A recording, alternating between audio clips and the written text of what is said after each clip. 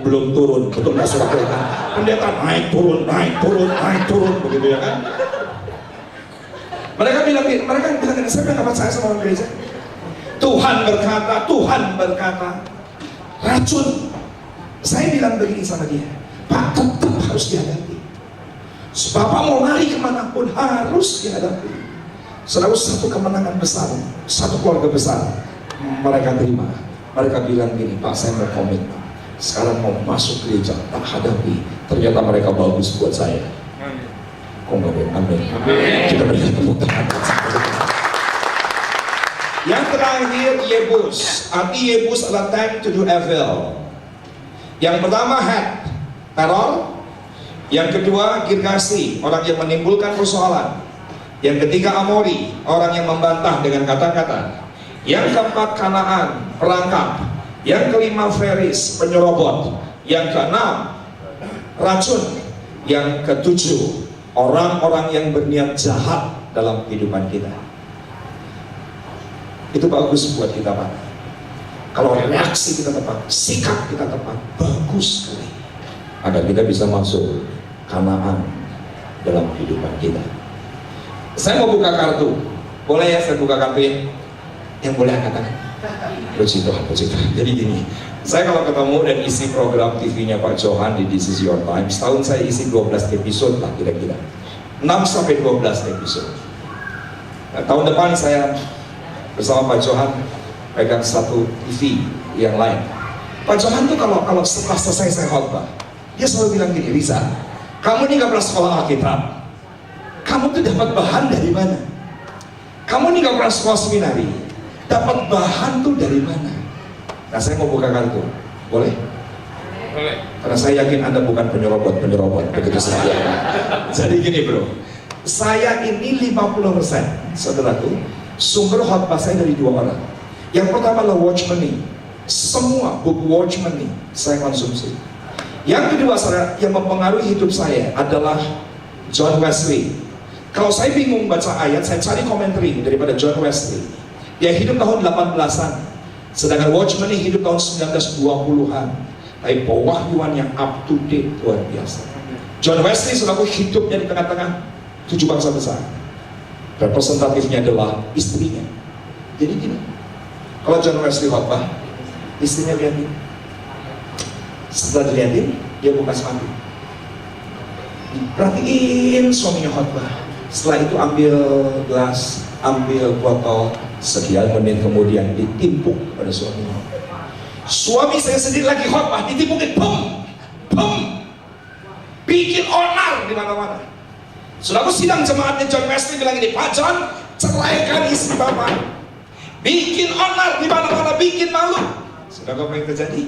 John Wesley bilang gini, sekali-kali ini saya tidak akan ceraikan istri saya. Sidang jemaatnya berkata, pasti Anda takut dosa. Gini aja, Anda ceraikan, kami datang rame-rame ke sorga, nanti kami minta Tuhan, dosanya kami tanggung. Begitu sudah ya kan? Tenang saja Pak, pokoknya Bapak ceraikan saja, gitu kan? Saking nyebelinnya Pak. Saudara, apa yang terjadi?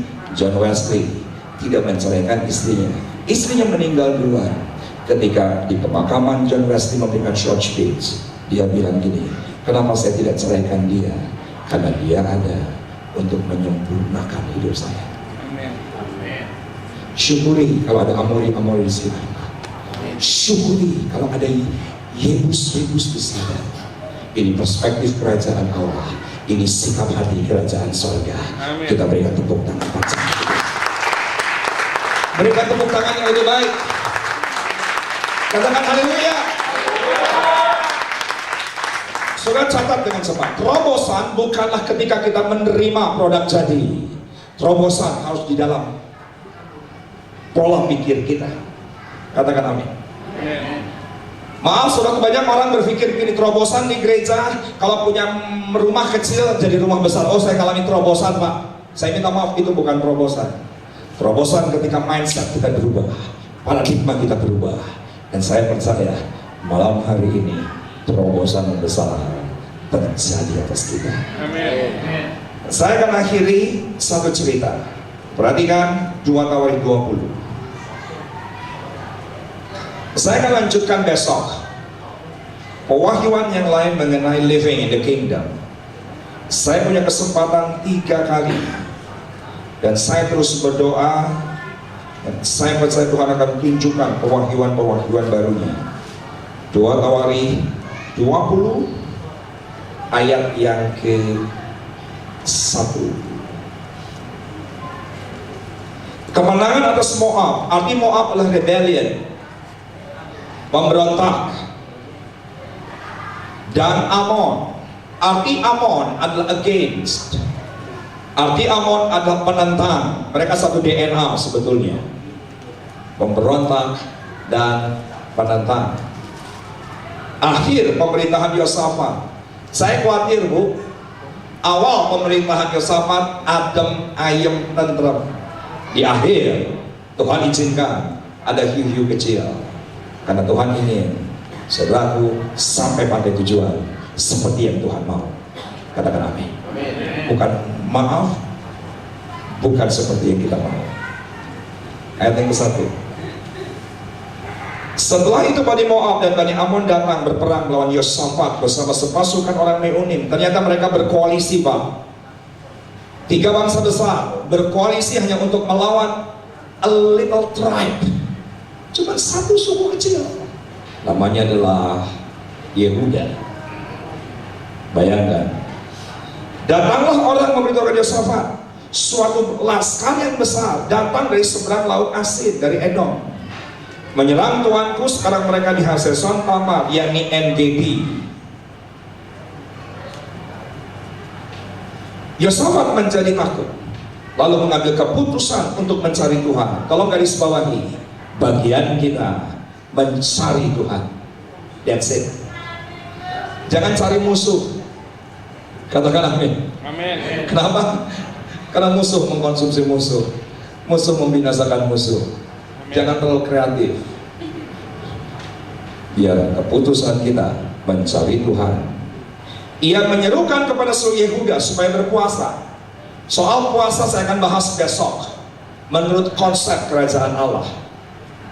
Dan saudara perhatikan bagaimana konsep peperangan rohaninya. Kita lihat ayat yang ke-22 sampai dengan 26. Kita baca bergantian ya. Ketika mereka mulai bersorak-sorai dan menyanyikan nyanyian pujian, dibuat Tuhanlah penghadangan terhadap Bani Amon dan Moab dan orang-orang dari pegunungan Seir yang hendak menyerang Yehuda, sehingga mereka terpukul kalah. Tolong dibaca dengan suara keras bersama-sama ayat yang ke-23, 2, 3, ya. Lalu Bani Amon dan Moab berdiri menentang penduduk pegunungan Seir dan menumpas dan memunahkan mereka. Segera sesudah mereka membinasakan penduduk Seir, mereka saling membunuh. Tolong lihat tangan saya, sudah lihat, katakan yes. 3 bangsa besar berkoalisi on the way, ingin menyerang Yehuda. Apa yang terjadi? Di tengah perjalanan dihadang penduduk lain. Mereka saling membantai, mereka saling membunuh, mereka saling membinasakan. Itulah konsep peperangan kerajaan Allah. 7 bangsa besar mengkonsumsi the beast. Tuhan izinkan ekosistem agar dosa-dosa favorit dalam kehidupan kita tereliminir oleh karena keberadaan mereka. Ayat yang ke-24, giliranku. Ketika orang Yehuda tiba di tempat peninjauan di padang gurun, mereka menengok ke tempat laskar itu, tampaklah semua telah menjadi bangkai berhantaran di tanah. Tidak ada yang terluput. Ayat yang ke-25, 2, 3, iya. Lalu Yosafat dan orang-orangnya turun untuk menjara barang-barang mereka. Mereka menemukan banyak ternak, harta milik, pakaian, dan barang-barang berharga. Dan mereka rampas itu lebih banyak daripada yang dapat dibawa. 3 hari lamanya mereka menjara barang-barang itu karena begitu banyak. Ayat yang ke-26 terakhir bersama-sama. Pada hari keempat mereka berkumpul di lembah pujian. Di sana mereka memuji Tuhan, dan itulah sebabnya orang menamakan tempat itu lembah pujian hingga sekarang. Sudah catat dengan cepat, lembah pujian. Alkitab berbahasa Inggris tidak menggunakan kata the valley of praise. Alkitab bahasa Inggris menggunakan kata the valley of Berakah. Asal kata asli dari kata Arab, yaitu adalah barokah, berkah, berkat. Kapan-kapan rame ya, rame-rame ibadah ke Sawangan ya. Amin. Amin. Amin. Ya kan rame-rame lah kapan. Pindahin BIC Pakok libur kemana? Pindah Sawangan. Jauh banget saudara ya kan. Ya one day lah ya. Saudara, kalau saudara beribadah di gereja kami, belok kanan keluar dari gereja, saudara akan ketemukan ayam panggang barokah. Begitu saudara ya kan. Ada sate padang barokah, ada nasi uduk barokah. Asli katanya dari the valley of Berakah. Musuh saling menghantam, musuh saling membinasakan. Fokus kita Allah dan kita tinggal masuk lembah berkah. Amin. Ini konsep. Berikan tepuk tangan bagi Tuhan. Berikan tepuk tangan yang lebih baik bagi Tuhan. Haleluya. Saudara, saya akan akhiri dengan sebuah kesaksian. Boleh ya? Saudara gini, saya punya tante rohani. Saya nggak mau bilang anak rohani. Kenapa? Karena tante-tante. Ya. Jadi tante rohani ini bukan di Jakarta. Mereka tinggal di Amsterdam. Tolong lihat tanganku. Mereka kakak beradik. Bisnis mereka lah restoran Indonesia. Laku luar biasa. Nama restoran adalah Sukasari. Konon orang Indonesia cari sate kambing di Sukasari, cari jengkol di Sukasari. Laku keras. Aneh. Kakak yang terbesar ketika bisnisnya maju luar biasa bilang begini, lebih baik ini hasil usaha jangan lagi dibagi 3, kita bagi 2 saja. Gimana caranya? Yang di tengah ditendang. Padahal 3 kakak adik kandung. Saudara, apa yang terjadi? Ini 3 kakak adik ekel-ekelan, berantem terus, jual Sukasari dengan harga rendah. Hasil penjualan bagi 3. Saudara, apa yang terjadi? Mereka bilang gini, kalau kita kongsi anak yang pertama sama anak yang ketiga, kita bisa menyelamatkan Sukasari. Tapi kita tendang hasil penjualan rendah, bagi paling sekecil-kecilnya untuk adik yang paling tengah, supaya hidup mereka sengsara di Amsterdam. Saudara, apa yang terjadi? Ini si kakak bilang, si tante bilang ini, Pak, ini sudah tidak bisa lagi ditangani. Enggak kunjung berakhir. Saya mau beli properti, mahalnya luar biasa. Padahal hasil penjualan harus dibagi 3. Saudara, apa yang terjadi? Mereka tuh bilang gini, kangkang pun dan naros sekedap. Kurang gitu, laras akang teh balik ke Israel, laras.